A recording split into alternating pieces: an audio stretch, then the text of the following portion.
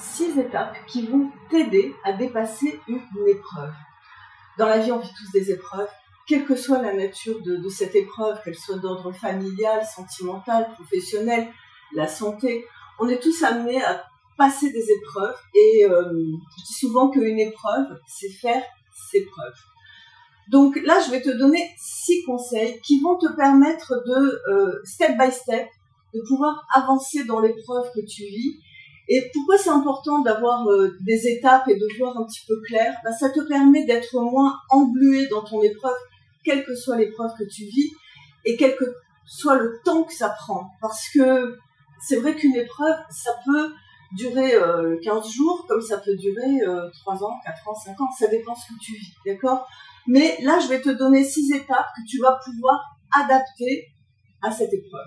Avant de commencer, quand même, je voudrais me présenter pour ceux qui débarquent sur ma chaîne pour la première fois. Je m'appelle Denise Meyel et je suis médium et coach thérapeute en développement personnel et spirituel. Et j'accompagne comme ça depuis plus de 20 ans des personnes pour les aider à dépasser leur stress, à gérer leurs émotions, à gérer même des phobies. Je les accompagne vraiment dans tous les domaines de leur vie. Dans un coaching thérapeutique qui est toujours axé sur trouver des solutions, avancer, progresser. C'est très actif, très dynamique. Donc, si tu sens que tu as besoin de te faire accompagner, tu as le lien de mon site, n'hésite pas à me contacter et ensemble, on va pouvoir faire du bon boulot. Deuxième chose que j'ai à te dire qui est très très importante, depuis quelques temps, ça fait environ 1 mois, j'ai créé un groupe sur Facebook, c'est un groupe privé pour les queens, pour les femmes, qui s'appelle les Queen Coaching. Et je propose du contenu exclusif. Il y a des vidéos que tu ne trouveras sur aucune autre plateforme. Il y a des lives, il y a des conseils. On peut même gagner des coachings. Je vais en faire gagner un là cette semaine, même 3. Oui, pourquoi 1? Ne soyons pas mesquins. Allez, 3 coachings. Donc, si tu es une femme, que tu as envie de bouger, de changer, d'avancer et d'être dans un groupe où il y a de la sororité, vraiment, je te mets le lien, tu nous rejoins avec grand plaisir. Plus on va être nombreuses et plus on va pouvoir avancer tout ensemble. Alors, pour revenir donc à cette fameuse épreuve que tu vis là, actuellement, et qui est douloureuse, qui est difficile. La première étape, qui va être très importante, ça va être de comprendre l'origine, pourquoi tu vis cette épreuve. Tout simplement, ça a l'air tout bête, mais au lieu de dire « Oh mon Dieu, ça m'est tombé dessus, j'ai rien compris », ok, de dérouler un petit peu le fil. Et surtout, ce que je t'encourage, mais vraiment de façon très importante à être, c'est d'être honnête avec toi-même, pas te mentir, pas te trouver des excuses, d'accord? Si par exemple ton conjoint, ta conjointe t'a quitté, t'as pas quitté comme ça, c'est pas, tiens, un jour elle a vu la lumière, elle est partie, qu'est-ce qui s'est passé? Qu'est-ce qui se passait dans ton couple? Donc de comprendre pourquoi tu vis cette épreuve, qu'est-ce qu'elle veut dire, quel sens tu peux donner à cette épreuve, quel est son message? Ça, c'est important. Ça va être très important. Ça va être la première étape. Une fois que tu as fait ça, deuxième étape, il va falloir arrêter de blâmer les autres.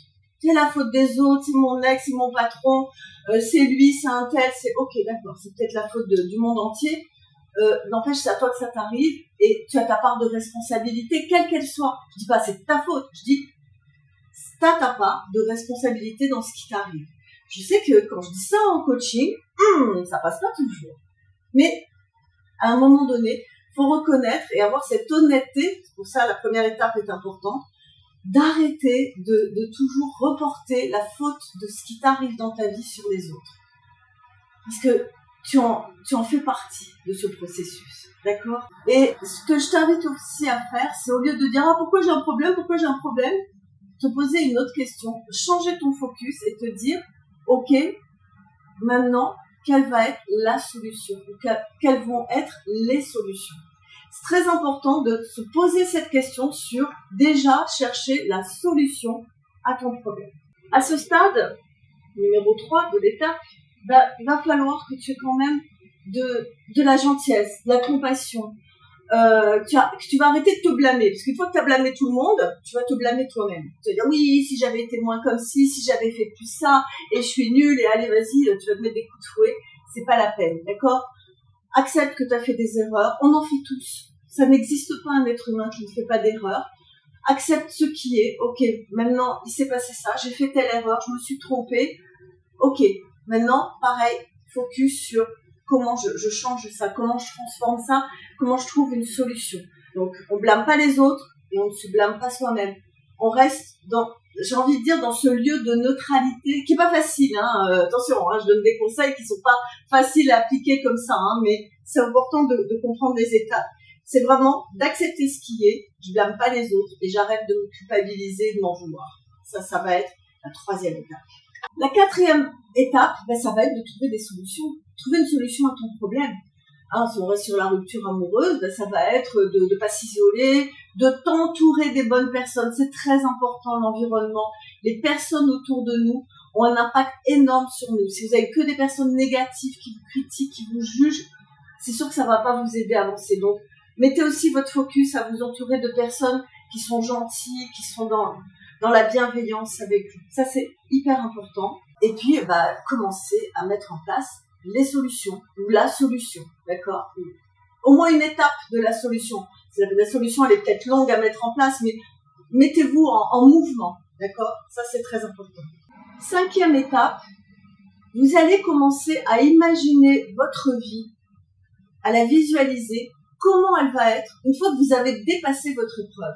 Vraiment, mettez-vous en mode, ok, là, je suis encore dans mon problème, dans le truc, je vais pas bien, je suis dans mon épreuve. Mais quand vous avez fait les 4 premières étapes, la 5e, très important, vous allez projeter votre avenir et visualiser comment ça va être une fois que je suis sortie de ce problème. Voilà, j'ai eu ma rupture amoureuse, j'ai pleuré, j'étais triste et tout. Comment je projette mon avenir? Est-ce que je me vois heureuse avec des amis, je sors, je vois ma famille, finalement, tiens, j'ai découvert que j'avais une passion pour la photo, j'en sais rien, et puis, peut-être je rencontre quelqu'un d'autre. Voilà, commencez à visualiser déjà un avenir qui est positif et qui est la version de vous dans quelques semaines ou quelques mois qui a passé cette épreuve. Vous voyez, presque qui vous regarde, qui vous fait un clin d'œil, qui vous dit t'inquiète, voilà, on est arrivé. C'est très important de visualiser son avenir quand on est dans une période où on sent qu'on est au fond du trou, qu'on vit une épreuve difficile. C'est valable pour la maladie, c'est valable pour le travail. Si vous êtes au chômage, vous venez de vous faire licencier, vous n'êtes pas bien, visualisez-vous en train d'avoir un super job, de travailler, d'avoir des collègues sympas avec vous. Vous voyez, mettez cette énergie positive à l'intérieur de vous en visualisant votre avenir. Mais que des bonnes choses, ne visualisez pas en train de dépérir au fond d'un trou, Non, vous visualisez du positif. Ça, c'est la 5e étape. Et la 6e étape que vous allez faire, en fait, tout le temps, du début jusqu'à la fin de votre épreuve, soyez dans la gratitude. Et commencez dans la gratitude de tout ce que vous avez là, ici et maintenant, au présent. Tu sais, j'ai une maison. J'ai peut-être une voiture, j'ai peut-être des amis, j'ai peut-être encore un travail, ou alors j'ai plus de travail, mais j'ai un conjoint, j'ai ci, j'ai ça. Soyez dans la gratitude de déjà tout ce que vous avez là maintenant au présent, même si vous vivez une situation qui est douloureuse. Et je ne suis pas naïve. Vous savez, ça fait 22 ans que j'accompagne en coaching thérapeutique et 30 ans que je fais de la voyance, des situations catastrophiques, des choses dramatiques, j'en ai entendu dans ma vie, vraiment. Je peux vous dire que, vraiment, des situations où des femmes se retrouvaient à la rue, avec leurs enfants, qui n'avaient plus d'hébergement, dans la précarité. J'ai entendu des horreurs de personnes malades, etc.